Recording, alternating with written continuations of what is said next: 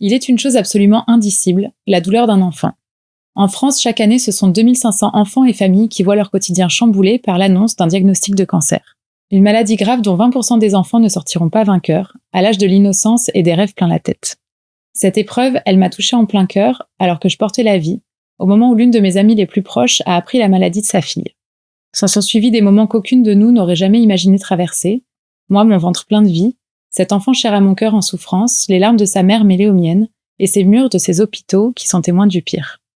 Alors quand j'ai commencé à travailler avec la marque Aromazone et que les équipes m'ont fait part de leur engagement auprès de l'hôpital de la Timone à Marseille, et plus précisément du service de cancérologie pédiatrique, j'ai eu envie de prendre part à ce projet, d'abord en collaborant au livre Soins La peau, dont tous les bénéfices des ouvrages vendus en boutique et sur le site d'Aromazone sont reversés à la cause, puis en vous racontant aujourd'hui, à mon micro, l'histoire de ce duo plein de sens et d'engagement que forme la marque avec Phocéo, le fonds de dotation de la PHM. Plongez avec moi au cœur de cet engagement, découvrez l'envers du décor, les efforts surhumains déployés pour sauver un maximum d'enfants, l'inventivité des équipes médicales pour apporter de la joie et le vécu des familles dans l'épreuve. Et si le cœur vous en dit, je vous glisse en description de cet épisode un lien pour participer vous aussi à cette révolution en marche. Je vous souhaite une très bonne écoute. Bonjour à toutes les trois, merci d'être là aujourd'hui, à mon micro. Bonjour. Bonjour. Est-ce que vous pourriez peut-être l'une après l'autre vous présenter, m'expliquer un petit peu qui vous êtes et quel est votre rôle dans ce projet ? Agnès ? Alors moi, c'est Agnès Coste, je suis responsable impact chez Aromazone et j'ai eu la grande joie et fierté de participer à cette belle aventure humaine et à faire le relais en fait avec les équipes Aromazone. Génial. Laetitia Padovani, donc je suis oncologue radiothérapeute et je suis chef du département d'oncologie radiothérapie à la PHM où on traite des adultes et des enfants. Et je porte avec Virginie de Phocéo pour la PHM et pour mon équipe ce projet d'acquisition de cette machine de traitement tout à fait particulière. Dont on va reparler juste après. Merci. Virginie. Bonjour, Virginie Negri, je suis la déléguée générale de Phocéo. Je dirais l'heureuse déléguée générale de Phocéo, puisque je suis effectivement ce trait d'union entre les équipes formidables de la PHM qui prennent soin de tous toute l'année, que l'on soit jeune, vieux, en bonne santé ou en moins bonne santé, que l'on soit riche ou pauvre. Elles prennent en charge tout le monde et je suis ce trait d'union entre elles et des entreprises et des mécènes et des donateurs, en tout cas des gens engagés qui souhaitent préserver ce trésor commun qui est l'assistance publique des hôpitaux de Marseille. Merci en tout cas pour votre présence à toutes les trois. Alors Virginie, peut-être pour commencer, est-ce que vous pouvez m'expliquer la genèse de ce projet ? Comment est né cet engagement ? Bien donc, en avril 2020, au moment de la crise Covid, la PHM a reçu d'innombrables propositions de soutien et de dons de la part des entreprises et des particuliers pour soutenir les équipes qui étaient en première ligne face à la Covid. Et donc, Phocéo a été créé. Donc, c'est cet outil qui permet de recevoir toute la générosité des entreprises, des particuliers pour venir soutenir les projets portés par les équipes de la PHM. Ces équipes qui vont souhaiter, par ces projets, améliorer l'accueil et la prise en charge des patients et leurs familles, améliorer les conditions de travail des soignants et enfin soutenir la recherche et l'innovation médicale. Et donc, à ce titre, le professeur Padovani nous a sollicité il y a bientôt 3 ans en nous faisant part d'un projet qu'elle avait d'acquisition d'une machine particulièrement innovante et révolutionnaire pour la prise en charge des cancers pédiatriques. Et vous allez, au fil du podcast, découvrir Laetitia Padovani et comprendre qu'on ne peut pas d'abord lui dire non et qu'on a surtout envie de lui dire oui et de l'accompagner. Et donc, nous nous sommes lancés en octobre 2024 dans cette belle aventure. Donc, nous accompagnons le professeur Padovani dans cette campagne de levée de fonds. Nous l'accompagnons à la fois pour préparer le dossier, le présenter et puis faire le lien, comme je vous disais tout à l'heure, rencontrer des entreprises qui souhaitent nous accompagner. Ouais. Donc c'est comme ça que ça a commencé, et en fait c'est une aventure un peu comme, vous savez, très passionnée, qui a commencé en fait sur les chapeaux de roue, puisqu'en fait on a très vite rencontré des fées qui se sont penchées sur notre berceau. Ces fées, ce sont toute l'équipe d'Aromazone qui ont répondu favorablement à notre appel, et bien au-delà de tout ce qu'on pouvait imaginer. Voilà, donc lors d'une soirée, et puis l'aventure a démarré ainsi. C'est génial. Alors justement, Agnès, j'allais demander à quel moment Aromazone a rejoint ce projet. Dès le début, effectivement, dès octobre 2024, où il y a eu cette rencontre, on a eu la chance de rencontrer le professeur Padovani, et comme le dit Virginie, on ne peut pas lui dire non en fait. Et elle nous a d'abord aussi exposé les chiffres terribles que vous avez mentionnés tout à l'heure. C'est 2500 enfants qui reçoivent ce diagnostic terrible, et 20% des enfants qui vont pas gagner leur bataille. Donc c'est clair qu'on ne peut pas rester insensible à ces chiffres-là. Et avec du recul aussi, parce qu'il fallait qu'il y ait du sens quand même à notre action, on a vu que ce projet était vraiment très en lien avec des enjeux qui nous sont chers et qui nous animent au quotidien.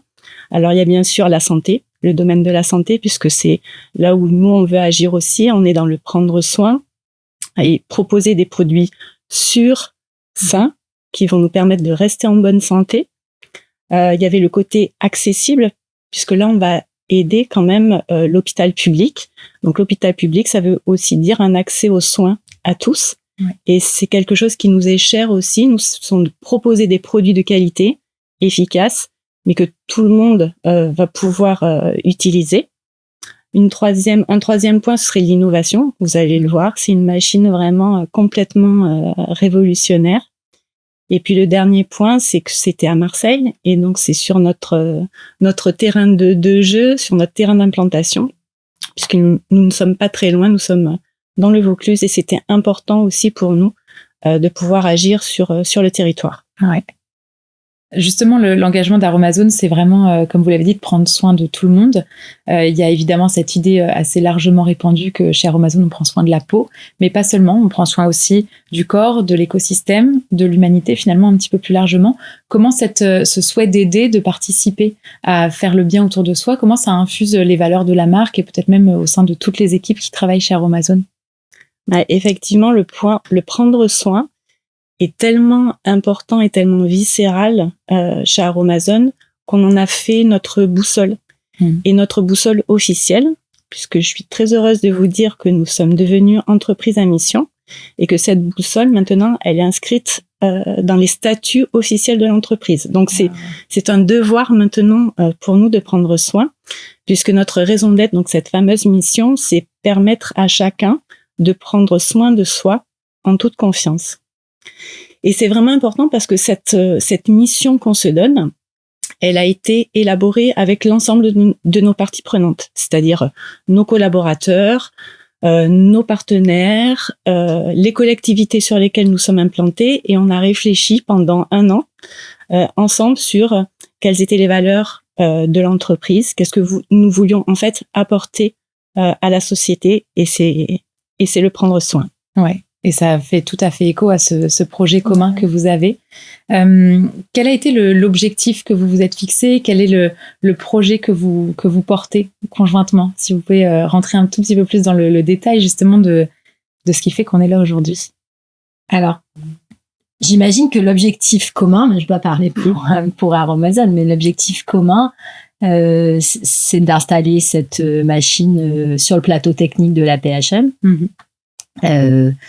Et là, j'entends cette nouvelle mission, prendre soin en toute confiance, et ça colle, mais 100% avec la raison pour laquelle on se bat, nous, pour acquérir cette machine, avec cette particularité un peu focus sur les enfants et les jeunes adultes, c'est le en confiance.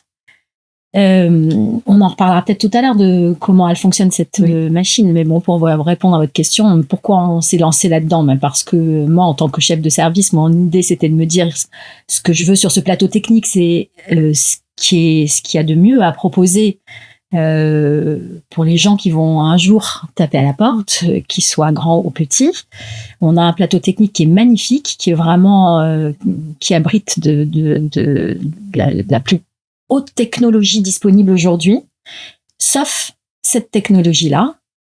Bon, j'ai estimé que c'était mon rôle de dire au directeur général que c'est ce qu'il fallait pour un plateau technique CHU, voilà. Et bon, après, les choses ont pris une tournure inhabituelle pour l'acquisition de cette machine. Et c'est comme ça que un jour j'ai rencontré Sabrina Erlori à Aix avec Virginie. Et clac, ça fait. Et ouais, pour travailler ça ensemble. a matché tout de suite et autour de ces valeurs-là. Ils nous ont jamais quittés et ils nous ont poussé, tout ouvert. Voilà, les portes sont ouvertes les unes derrière les autres. C'est depuis notre rencontre et ils nous ont aidés vraiment en continu, sous plein de formes différentes. Alors justement, cette machine, est-ce qu'on peut savoir un petit peu plus à quoi elle sert, comment elle fonctionne? Donc à quoi elle sert? Elle sert à traiter le cancer, qui a besoin de l'intervention d'une radiothérapie pour être traité, parce que tous les cancers ne nécessitent pas d'avoir accès à une radiothérapie. Sa particularité, c'est que elle est couplée à une machine d'imagerie. D'accord. Et l'imagerie qu'elle abrite, c'est une IRM. Alors, c'est une particularité pour deux raisons. La première, c'est qu'aujourd'hui, les machines qui équipent nos plateaux techniques, elles sont aussi équipées et embarquées avec une imagerie, mais c'est un scanner qui a ses avantages majeurs quand cette technologie est arrivée, et ça a permis de faire des bonds drastiques en termes de qualité de traitement, mais qui a aussi des inconvénients. Donc la machine dont on parle aujourd'hui, elle embarque une IRM qui a des avantages que le scanner n'ont pas et qui a aussi pas les inconvénients qui nous intéressent essentiellement pour l'adulte et le jeune enfant qu'a le scanner embarqué. Ok. Et elle permettra quoi, cette machine, concrètement, sur le traitement ou peut-être l'amélioration de la qualité de vie? Comme elle embarque une IRM, elle permet une chose qu'on ne sait pas faire aujourd'hui avec les scanners embarqués sur les machines de traitement de radiothérapie, c'est qu'elle permet de regarder la maladie pendant qu'on la traite. Au cours de la séance, donc on aime bien dire regarder la maladie les yeux dans les yeux, mais c'est vraiment ça. Et pourquoi ça a un sens? Pas juste pour s'extasier devant la tumeur, parce que c'est ça. Ça a un sens parce que elle se modifie, cette maladie, au fil des séances, et aussi pendant chaque séance et jour après jour, elle n'a pas la même position parce que elle bouge pour une grande partie de ses localisations dans le corps, elle bouge avec la respiration. D'accord. Et donc, la regarder comme ça en direct, ça permet quoi? Ça permet de s'adapter avec la justesse la plus grande à sa position et à sa forme pendant les mouvements respiratoires. Et ça veut pas dire qu'aujourd'hui, on s'adapte pas aux mouvements respiratoires. Mais comme on peut pas aujourd'hui regarder en direct au fur et à mesure que la séance se déroule, eh bien, on anticipe sa position avec des techniques qui sont aussi très sophistiquées, mais qui sont forcément plus larges et moins justes que la position exacte. Donc, on anticipe, donc on crée des champs d'irradiation qui sont plus larges que la maladie elle-même, alors que peut-être on n'aurait pas eu envie de le faire pour la partie médicale pure, on n'aurait peut-être pas eu envie de le faire. Mais pour le fait que ça bouge et qu'on veut pas rater la maladie quand on la traite, on le fait. Ça veut dire quoi? Ça veut dire qu'on met du tissu sain dans le champ d'irradiation. Et si on arrive à regarder la maladie en direct, on n'a plus besoin de faire ça. On s'adapte juste à la position où elle est. Donc, il y a beaucoup moins de tissu sain qui sera irradié pour rien. Oui, bien sûr. Et qui dit irradiation de tissu sain dit séquelles. Et qui dit séquelles dit, pour les gens qui sont survivants, le risque d'être moins bien, d'avoir une qualité de vie qui soit moins bonne à cause des séquelles du traitement. Et c'est pour ça que je disais, en toute confiance, ça colle bien avec... Oui, parce que l'idée, c'est d'améliorer le traitement, mais aussi la qualité de vie ensuite. C'est ça. Okay. Cette machine, elle existe déjà ailleurs? Oui. Ouais. Elle équipe des centres, elle équipe déjà des centres en France. D'accord. Mais qui l'utilisent pour ce que je viens de vous dire là. Mm-hmm. Le point qui nous intéresse en plus et qui fait qu'on axe comme ça sur les gens plus jeunes et les enfants, c'est que sur les machines d'aujourd'hui, on fait un scanner. Ce scanner, je vous l'ai dit en introduction, il est vraiment majeur pour s'assurer de la position du patient avant son traitement et du coup, ça nous assure aussi le bon ciblage de notre maladie. Donc, on peut pas s'en passer. Mmh. Mais son désavantage, c'est que ce scanner, on va le faire pour positionner. Si on n'est pas très bien positionné, on corrige la position, on refait le scanner pour vérifier qu'on est bien. Et chaque fois qu'on fait ce scanner, on le fait sur une certaine largeur nécessaire pour observer ce qu'on a observé. Et donc, on délivre des rayons qui ne sont pas à la même dose que les rayons très forts qu'on va donner pour le traitement, et qui sont d'ailleurs à faible dose, mais c'est quand même de la dose. Et non seulement on délivre des rayons, mais en plus on sait que ça délivre aussi un peu au-delà du champ qu'on a choisi. Et puis, surtout, ce qu'on ne sait pas, c'est qu'on ne sait pas calculer quelle dose ça délivre, ni comment ça se répartit. Mais il y a une chose dont on est certain, c'est que ces petites doses, elles sont elles-mêmes la cause possible de l'émergence des années et des années après le traitement d'un autre cancer, mais juste à cause de ces faibles doses. Et donc, il y a quelques années, on savait, mais on n'en tenait pas vraiment compte parce qu'on n'avait pas encore la technologie de faire mieux et mieux. Mais aujourd'hui, qu'on a cette technologie de faire mieux, de traiter mieux, de guérir plus de gens, ou en tout cas de les porter longtemps, même avec une maladie chronique, eh bien ça revient vraiment au devant de la scène parce que c'est hyper important de se dire que ces jeunes adultes et ces enfants qui vont vivre 10 ans, 20 ans, 30 ans, 40 ans derrière, si on leur diminue le risque de faire une tumeur qui est juste due à ces faibles doses embarquées, ben on a gagné. Mmh. Donc il y a aussi pas tous les gens, hein, c'est un petit pourcentage de gens, on ne sait pas exactement lesquels, mais pour ces gens-là, il faut le faire. Oui, il y a aussi un axe en dehors de la qualité de vie, du coup, sur le risque de récidive. Oui. Ok, c'est passionnant. Merci. Et donc, les autres centres, pour le moment, n'utilisent pas la machine à ces fins-là. D'accord. D'autant que l'utiliser pour l'enfant, c'est aussi un peu quelque chose de complexe. C'est pas une machine facile. Et du coup, ça demande vraiment l'engagement de toute une équipe. Ok. Mais on s'y engage. Ouais, félicitations pour ça, déjà. Au niveau de la collaboration entre vos 3 équipes, au niveau des choses mises en place, qu'est-ce qui a été concrètement mis en place jusqu'à aujourd'hui? Peut-être d'un point de vue Aromazone déjà, qu'est-ce que vous avez développé comme projet pour soutenir ce projet? Alors on a voulu faire de ce projet, parce que c'était vraiment un gros projet parfaitement en phase, on a voulu vraiment en faire un fil rouge en fait, un fil rouge au sein de l'entreprise. Et pas uniquement, même si c'est super important, pas uniquement un don financier one shot en fait. Et donc on a essayé d'embarquer un maximum de personnes avec nous. Donc au départ, ça a été faire connaître le projet via nos réseaux sociaux, via des vidéos, puisqu'on a quand même une communauté qui est quand même assez large, donc ça nous permettait d'atteindre un large public. Et puis on a embarqué avec nous un peu toutes nos parties prenantes. Donc bien évidemment, on montre l'exemple en faisant des dons financiers directs, bien sûr. Et puis on a très rapidement mis en place l'arrondi en caisse, donc sur l'ensemble de notre réseau boutique et sur notre site web. Cette année, on aura 6 mois de l'année qui seront dédiés à ce projet-là.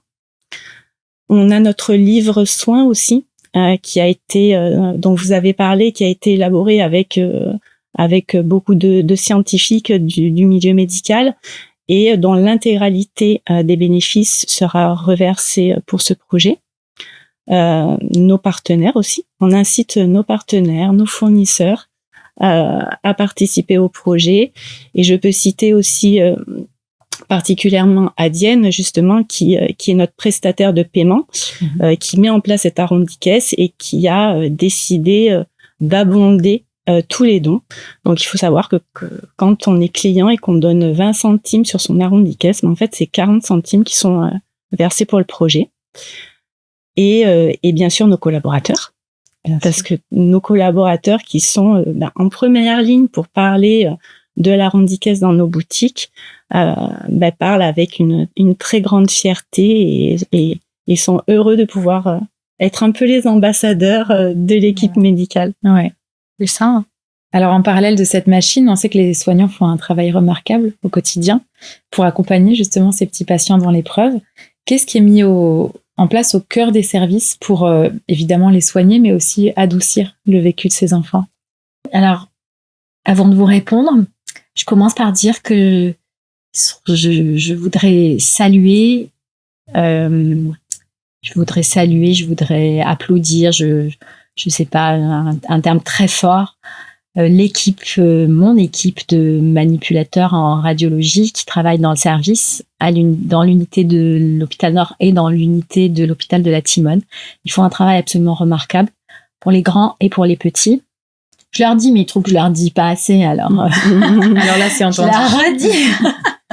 Je leur redis du fond du cœur merci. Et je sais que c'est pas du tout facile tout le temps pour beaucoup de raisons. Et voilà. Et c'est grâce à eux que je vais pouvoir répondre à votre question. Oui. Donc, qu'est-ce qu'on met en place? D'abord, on met en place une compétence. C'est la première des choses. Tout le monde ne peut pas dire, on traite les enfants. Ça, c'est pas possible. Donc, il faut une compétence médicale particulière, mais il faut aussi une compétence physique particulière parce qu'on a des physiciens qui travaillent avec nous.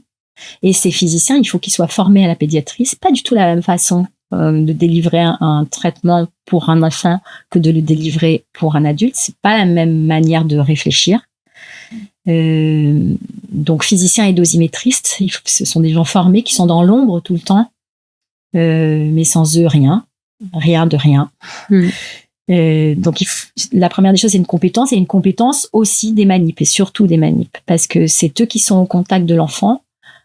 Au tout début, quand on fait ce qu'on appelle un scanner de repérage, qui va être en gros un peu comme une feuille blanche pour nous pour commencer à travailler. Et si ce scanner il est pas bon, et si l'enfant l'a pas réalisé ou mal ou a bougé ou était en colère, eh bien non seulement l'image acquise est pas très bonne et du coup on va pas arriver à faire quelque chose de très bon, mais en plus c'est le point de départ de la confiance pour tout le reste du traitement. Et ça, dans le service, ils savent faire. Donc la compétence. Ensuite, il y a les qualités humaines, parce que traiter un enfant, ça demande de la patience, ça demande aussi, encore plus que pour l'adulte, de prendre sur soi la souffrance de ce petit être, et puis aussi prendre sur soi la souffrance des parents. Donc tous les manips n'ont pas envie de s'investir auprès de la pédiatrie, pas qu'ils n'aiment pas les enfants, mais que les choses sont lourdes et difficiles. Et puis, voilà, c'est cette espèce de manière d'appréhender l'enfant pour qu'il soit en confiance dès la première minute, ou en tout cas qu'on essaie qu'il n'y ait pas de crainte ou de peur qui soit associée à sa venue dans le service, pour que le traitement puisse être fait dans les meilleures conditions. Ensuite, il y a un peu de technologie. Et donc, beaucoup de centres utilisent ça. On a réussi à mettre en place sous les différentes machines qui sont disponibles sur le plan international. Elles n'ont pas toutes la même forme, elles n'ont pas toutes les mêmes spécificités, mais néanmoins, on a réussi à mettre en place des écrans vidéo qui permettent de diffuser ce que l'enfent veut. Donc, ça peut être des dessins animés, celui qui voudra, mais ça peut être aussi des films, des vidéos, je sais pas moi, des clips, de la musique, enfin ce dont il a besoin pour être apaisé, parce que il va rester seul dans la pièce pendant le traitement. C'est une grande pièce avec des machines impressionnantes. Quelquefois il reste seul, et en plus il a une espèce de contention qui vient un peu comme un masque en fait, qui vient lui mouler, lui écraser le visage, et il est derrière ce masque. Et c'est pas facile pour l'enfant de prendre sur lui de rester. Donc, on a ce type de techniques, alors qu'ils sont soit apportés par les industriels, c'est assez rare, soit homemade, en fait. D'accord. Et donc, nous, on a une partie de l'équipe pour un certain type de machine qui s'est démenée pour trouver de l'argent pour qu'on puisse acheter par l'intermédiaire de Fosséo un écran adapté à la machine qui était disponible.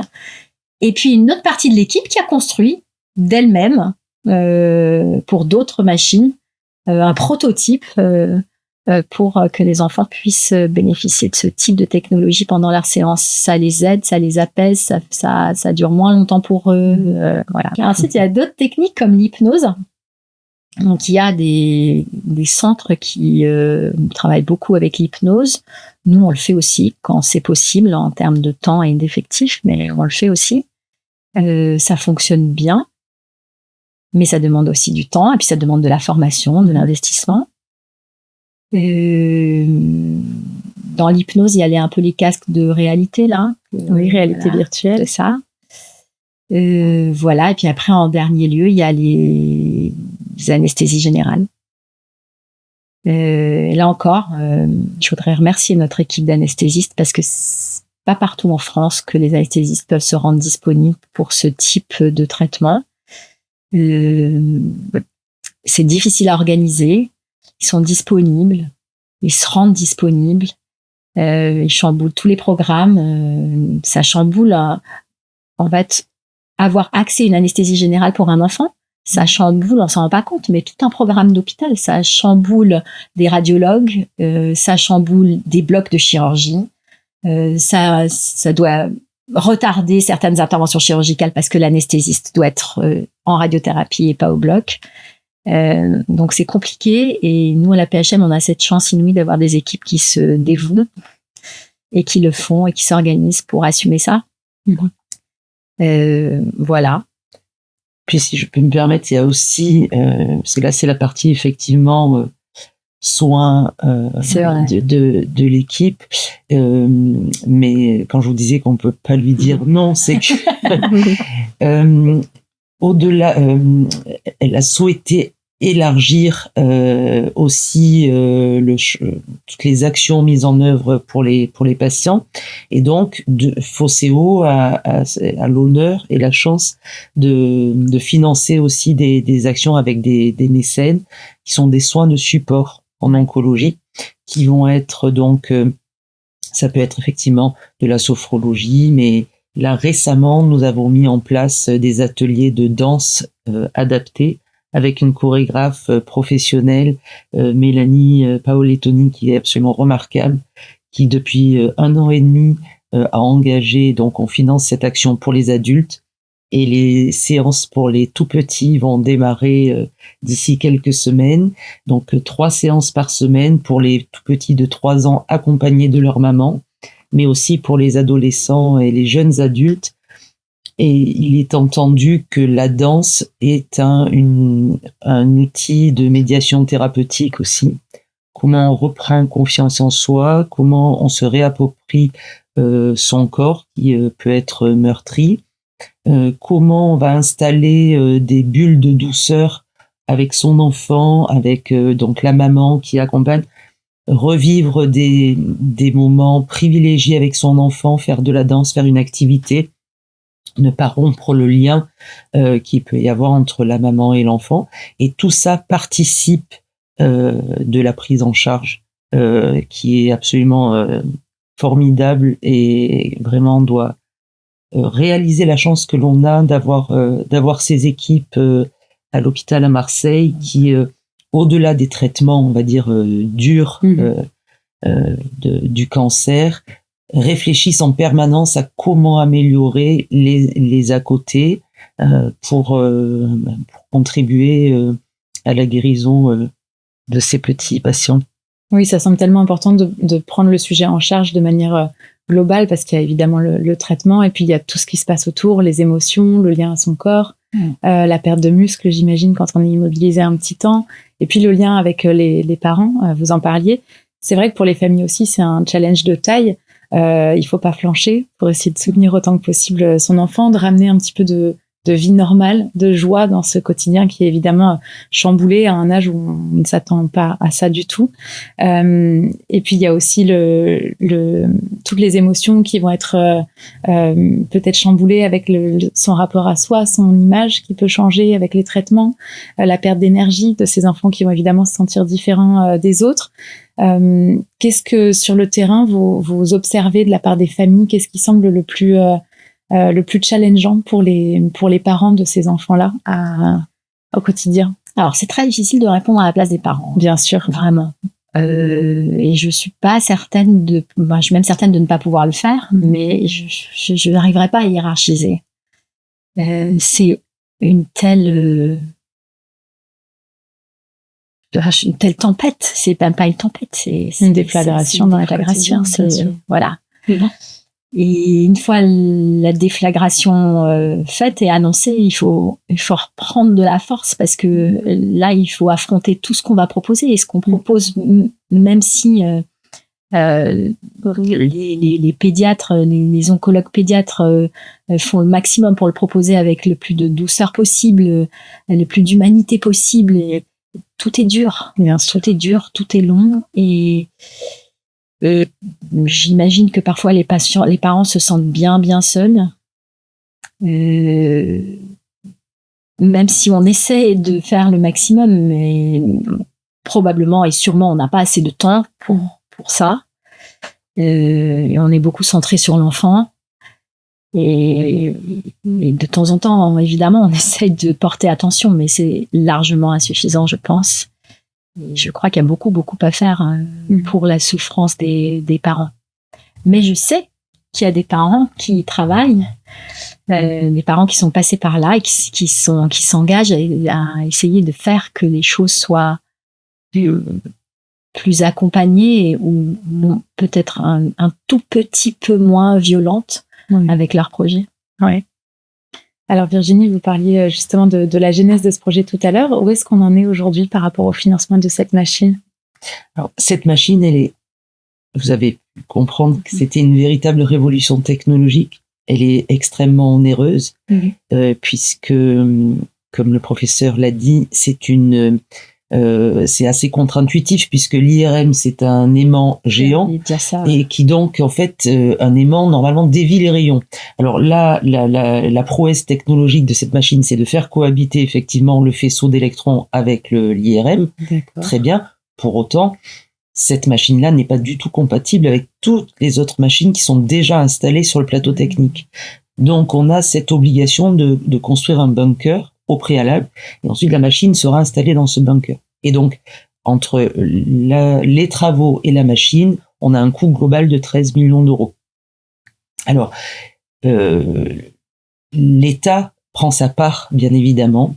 On a la chance en France d'avoir ce système de solidarité, de sécurité sociale, donc par les impôts que l'on paye, c'est la période fiscale d'ailleurs, donc nos impôts servent sur cette machine à 13 millions d'euros. 10 millions d'euros sont directement financés par les impôts, par les cotisations que l'on paye, par la solidarité nationale. Mais il y avait ce besoin de dire tout seul on n'y arrivera pas, et donc on fait appel au mécénat sur les 3 millions restants, enfin les 3 millions qui sont le début, qui sont l'amorce, et on est très heureux de pouvoir dire que dans quelques mois on devrait atteindre l'objectif final. On a commencé la campagne en octobre 2024 et nous sommes aux alentours des 2 200 000 euros. Félicitations, quel travail déjà d'avoir levé tous ces fonds. Oui, mais en fait c'est une formidable chaîne de solidarité. On a des enfants, je pense à des écoles, par exemple à Olioul, l'externat Saint-Joseph, ils ont fait des gâteaux pendant 6 mois, ils vendent les petits gâteaux à la récréation et donc ils ont collecté des fonds, l'école Pigier à Marseille. Donc je vous donne ces exemples d'écoles parce que ça veut dire aussi qu'il y a des enfants qui se mobilisent qui vont bien, qui se mobilisent pour des enfants qui vont moins bien. Et puis il y a des associations, il y a des grandes entreprises du territoire et beaucoup de donateurs particuliers. On a près de 5000 donateurs particuliers. Donc on a des dons qui vont de 1 million à plusieurs centaines de milliers d'euros. Chacun a pris sa part et je pense que on est un peu dépassé. C'est-à-dire que chacun s'est approprié ce projet. C'est ça qui est intéressant. Parce que cette machine installée à Marseille, ça place aussi Marseille à la pointe de la prise en charge des cancers pédiatriques. Donc on a cette fierté, l'attractivité du territoire, c'est important. On prendrait en charge donc tous les enfants du grand quart sud-est de la France, du bassin méditerranéen, mais aussi par convention avec d'autres CHU. Ça peut être des enfants si le bénéfice à ce que les enfants soient pris en charge sur cette machine l'emporte sur tout. Il peut y avoir effectivement des enfants qui vont venir d'autres CHU. Donc voilà, donc c'est aussi cette prise de conscience de se dire l'État, on a la chance d'avoir un État fort, il faut le rappeler. Souvent on dit l'hôpital va mal, mais écoutez, on a en France la chance, c'est un trésor qu'on a d'avoir les hôpitaux publics. Donc soyons heureux de ça. Et de temps en temps, parce qu'on est sur de l'ultra-innovation, eh bien, on fait appel au mécénat et on rencontre, voilà, des particuliers, mais aussi des entreprises qui saisissent cette urgence, qui saisissent cette opportunité aussi, en se disant que, voilà, avec cette machine, on va offrir le meilleur à nos enfants. Donc, on réfléchit pas, on fonce, on y va. Et donc, voilà, donc, dans quelques mois, je pense qu'on pourra dire qu'on a atteint l'objectif final. Et la bonne nouvelle, c'est que le directeur général de la PHM, lorsqu'on en a franchi le cap des 1,5 million d'euros, nous a dit, bon, je vais vous faire confiance, vous allez continuer, et pour pas perdre de temps, on va passer la commande. Donc cette machine, ça y est, on a passé la commande, on engage les travaux, donc on a cette certitude, mais bon, on a cette obligation aussi de poursuivre les efforts. Ouais, encore une fois, félicitations à toutes vos équipes respectives. Si jamais certaines personnes veulent, en nous écoutant, participer au projet, comment on peut nous vraiment ajouter notre petite pierre à l'édifice? Alors, chaque petite pierre est importante. Et c'est chaque don compte. Tout petit caillou. On en a besoin, ouais. Parce qu'effectivement, il n'y a pas de petits dons, de grands dons. Vous allez sur fosseo.com et vous pouvez faire des dons directement pour le projet. C'est ciblé, vous verrez, c'est très encadré. Tous les dons que l'on reçoit sont affectés donc pour le projet de Laetitia Padovani en vous rendant sur fosseo.com et vous verrez, vous allez reconnaître le beau visage du professeur Padovani et vous cliquez et vous laissez en quelques clics, c'est très simple. Et surtout, les dons sont défiscalisables. Donc, on est aussi en période fiscale. Donc, soit pour les particuliers, c'est 66% du don qui est déduit des impôts sur le revenu. Et pour les entreprises, c'est 60%. Donc, pour un don de 10 euros, ça ne coûte que 3,40 €. Pour une entreprise, un don de 1 000 euros, ça ne coûte que 400 €. Et puis, vous avez surtout, c'est ça, vous enrichissez du fait de savoir que vous allez être aux côtés de Laetitia Padovani. On ne peut pas tous faire 20 ans d'études et être aussi brillant que le professeur Padovani. Par contre, en donnant un petit peu d'argent, on contribue à se tenir à ses côtés pendant les traitements et ça rend fier et ça rend heureux. Merci pour tout ça. Je mettrai évidemment le lien en description de cet épisode. Pour terminer, je voulais vous demander à chacune quelles sont pour vous ces avancées que vous aimeriez voir dans les années ou décennies à venir. On sait que les enfants sont des symboles de l'avenir, justement.